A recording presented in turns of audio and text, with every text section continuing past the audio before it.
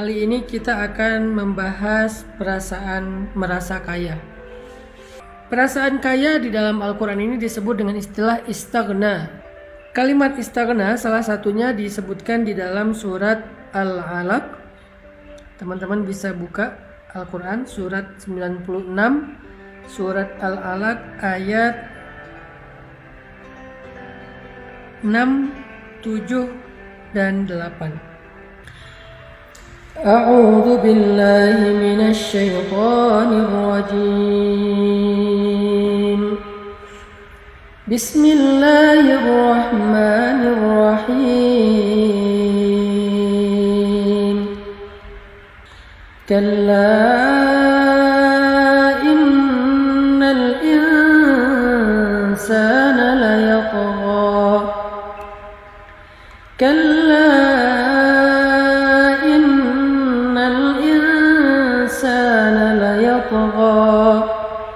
أن رآه استغنى إن إلى ربك رجعا. Surat Al-Alaq ayat ke-6 dan ayat ke-7, 8 itu membahas tentang seorang penentang, tentang seorang laki-laki yang sangat membenci Rasulullah SAW, laki-laki yang sangat bengis, laki-laki yang sangat sering mengganggu Nabi, yaitu Abu Jahal. Abu Jahal ini sampai diturunkan ayat demikian karena saking seringnya dia mengganggu Nabi. Nah, surat Al-Alaq juga termasuk salah satu surat yang menyebutkan kecelakaan bagi seorang laki-laki yang bernama Abu Jahal dengan kalimat lanasfa'am bin nasiyah nasiyatin kadhibatin khati'ah falyad'u nadiyah sanad'u zabaniyah ayat ke-15. Nah, ini termasuk surat yang cukup keras berbicara tentang seorang laki-laki yang durhaka yang bernama Abu Jahal. Kenapa Allah sampai marah banget kepada Abu Jahal? Di dalam surat Al-Alaq sampai mengatakan lanasfa'am bin nasiyah nasiyatin kadhibatin khati'ah falyad'u nadiyah sanad'u zabaniyah. Keras banget nih ayat. Karena Abu Jahal itu adalah orang yang sangat-sangat istaghna, sombong. Dia punya alasan sendiri kenapa dia sombong. Pertama, sebelum Allah memanggilnya Abu Jahal, orang-orang Mekah memanggilnya Abu Hakam. Arti Abu Hakam itu orang yang banyak ilmu, orang yang nasihatnya didengar, orang yang panggilannya, seruannya diikuti, orang yang keberadaannya ditunggu, orang yang marahnya dihindari, orang yang hartanya dibutuhkan, orang yang jabatannya paling tinggi. Pokoknya Abu Jahal ini orang yang sangat eksis. Ilmunya banyak, wawasannya luas, hartanya berlimpah, posisinya di tengah-tengah masyarakat penting, tokoh, pintar ngomong, public speakingnya luar biasa, semua orang hormat sama dia, sehingga dia ngerasa lupa diri. Sehingga dia ngerasa besar kepala. Makanya ketika sahabatnya Abu Jahal, Akhnas bertanya kepada Abu Jahal, "Ya Abu Hakam, apa pendapatmu tentang Al-Quran?" Ini pertanyaan Akhnas kepada Abu Jahal. Apa pendapatmu tentang Al-Quran yang kita dengar dari mulutnya Muhammad? Kata Abu Jahal, menurutku itu bukanlah syair. Menurutku itu bukanlah sihir, bukanlah mantra. Menurutku itu bukanlah dongeng-dongeng orang terdahulu. Menurutku dia sesuatu yang istimewa. Menurutku apa yang kita dengar dari Muhammad itu sesuatu yang luar biasa, sesuatu yang istimewa, sesuatu yang gak ada dan gak mungkin datang dari bumi, pasti dari dunia yang lain. Dia gak bisa menjelaskan dari Allah karena dia gak beriman. Dia hanya mengatakan itu istimewa dan dia gak mungkin berasal dari bumi, pasti dari dunia yang lain. Kata Abu Jahal. Akhnas takjub karena dia percaya sama keilmuan Abu Jahal. Dia percaya dengan omongan Abu Jahal yang memang punya wawasan yang sangat luas. Sehingga kalau kata Abu Jahal itu bukan kata-kata manusia, itu nggak mungkin diucapkan oleh manusia, maka pasti itu sesuatu yang luar biasa. Sehingga Akhnas bertanya kepada Abu Jahal, "Wahai Abu Al-Hakam, kalau menurutmu itu adalah kalimat yang baik, kalimat yang istimewa, lalu kenapa kita tidak ikut saja kepada Muhammad? Kenapa kita nggak ikut seruan Muhammad? Kenapa kita nggak masuk Islam?" Abu Jahal memerah wajahnya. Kemudian dia mengatakan, "Wahai Akhnas, apakah engkau ingin mengikuti Muhammad, kemudian engkau menjadi orang yang berada di belakangnya? Kemudian kabilahmu akan berada di belakang kabilahnya? Kemudian engkau tidak lagi menjadi tokoh, engkau akan ditinggalkan oleh pengikutmu?" Enggak, wahai Akhnas, enggak akan terjadi. Jadi alasan Abu Jahal enggak mau ngikut Rasulullah bukan karena enggak percaya, bukan karena enggak ngerti bahwa Al-Quran itu baik, tapi karena dia enggak rela menanggalkan posisinya. Karena dia enggak rela menjadi pengikut, karena biasanya dia diikuti. Karena dia nggak rela kaumnya, kabilahnya menjadi kabilah yang berada di belakang kabilahnya Rasulullah, yaitu Bani Hashim atau Bani Abdul Manaf. Ini adalah kesombongan. Ini adalah istighna, merasa lebih. Itu alasan kenapa Abu Jahal nggak mau beriman. Padahal dia tahu betul Muhammad itu benar, Muhammad itu jujur, tahu betul Al-Quran itu bukan kalimat dari manusia. Kesombongan. Karena kesombongan itulah dia memusuhi Rasulullah SAW. Karena kesombongan itulah dia menentang dakwah Nabi SAW. Istaghna.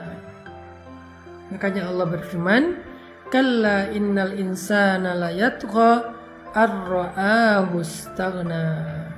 Sungguh manusia itu melampaui batas, artinya durhaka, menentang kebenaran ketika dia merasa dirinya lebih, merasa dirinya serba cukup, merasa dirinya hebat.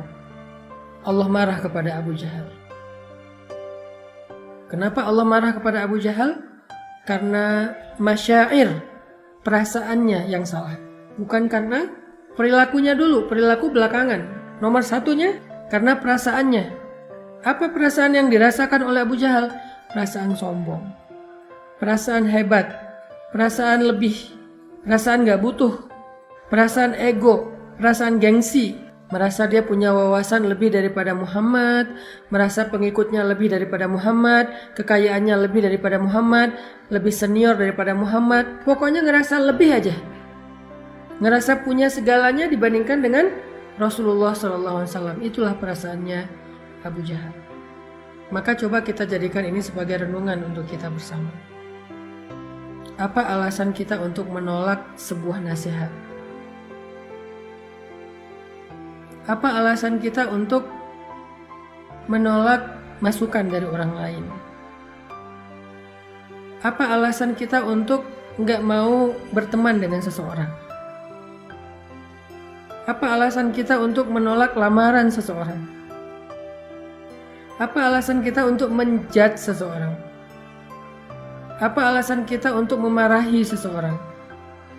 Apa alasan kita untuk merendahkan seseorang? Kalau alasannya karena kita merasa lebih hebat dari orang lain, merasa lebih keren dari orang lain, merasa lebih kaya dari orang lain, merasa lebih tahu daripada orang lain, maka itu adalah kibar, sombong. Apa alasan kita mendebat orang tua kita? Apa alasan kita menolak nasihat dari ibu dan ayah kita? Apakah kita merasa lebih tahu dari mereka? Apa alasan seorang istri nggak mau menerima nasihat dari suami? Apakah dia merasa lebih soleha karena udah lebih sering ngaji daripada suami? Apa alasan seorang suami merendahkan istrinya? Apa dia merasa bahwa dia yang udah nyari nafkah sehingga dia lebih mulia daripada istrinya? Apa alasan orang tua menzolimi anaknya? Apa dia merasa udah punya jasa lebih kepada anak itu? Pokoknya siapapun dia, ketika dia merasa punya kelebihan dibandingkan orang lain yang membuat dia jadi merendahkan orang lain, maka kalla innal insana la yatgha ar-ra'ahu istaghna. Sombong.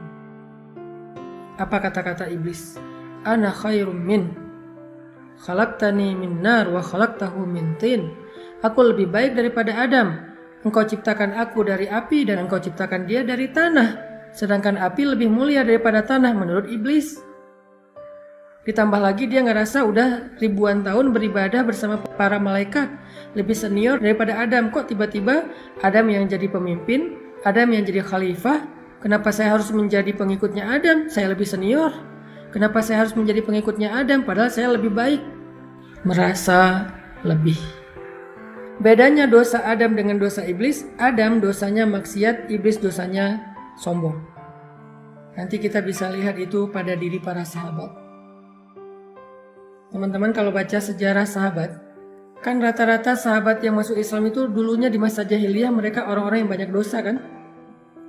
Ada yang peminum dulunya, ada yang pezina dulunya, ada yang pembunuh dulunya, ada yang durhaka kepada orang tua dulunya, ada banyak macam-macam dosa, ada yang syirik juga dulunya. Umar itu dulu pernah bunuh orang. Umar itu dulu minum. Sa'ad bin Abi Waqqas dulu riba. Khalid bin Walid dulu pembunuh.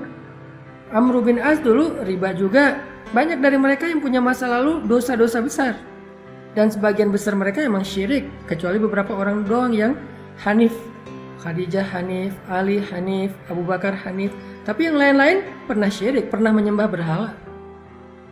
Pernah datang ke dukun, pernah membunuh bayi, perempuan, pernah menyiksa budak, pernah minum, dan seterusnya. Tapi kok bisa akhirnya mereka mendapatkan hidayah? Karena hati mereka baik, karena hati mereka bersih dari sombong. Sehingga ketika mereka mengetahui kebenaran, gak ada yang menghalangi mereka untuk masuk Islam. Sedangkan Abu Jahal, sedangkan Walid al-Mughirah, sedangkan Umayyah bin Khalaf, sedangkan Abu Lahab, tokoh-tokoh ini kenapa nggak masuk Islam? Sedangkan anak mereka masuk Islam. Anak Abu Lahab, anaknya ada yang Muslim, terutama yang perempuan. Abu Jahal, anaknya mujahid, pembela Nabi dan syahid insya Allah, namanya Ikrimah. Walid, anaknya Khalid. Umar bin Khattab, bapaknya juga kufur, anaknya menjadi seperti Umar, hebat, pembela Nabi. Kenapa anak-anaknya pada masuk Islam, dapat hidayah, sementara ayah mereka mati dalam keadaan kufur? Kenapa? Karena dosa-dosa Umar dan teman-temannya ini bukan sombong. Dosa-dosa mereka lakukan karena mereka nggak paham. Setelah mereka tahu kebenaran, maka nggak ada penghalang mereka untuk masuk Islam dan memeluk kebenaran itu. Sedangkan yang tua-tua, tokoh-tokoh, Abu Jahal dan yang lain-lain, mereka sombong.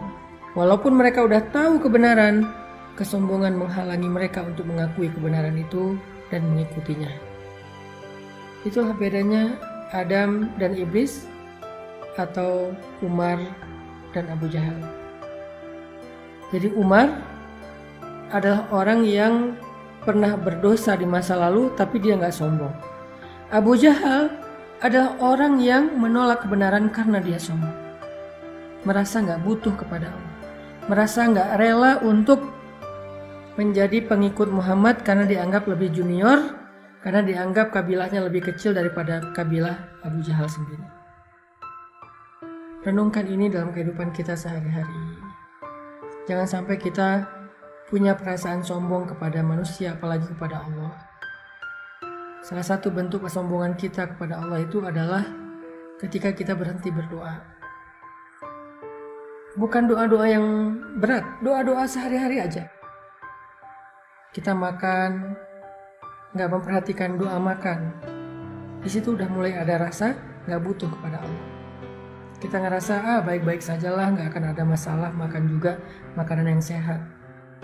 Kita nggak butuh dilindungi oleh Allah dengan makanan itu.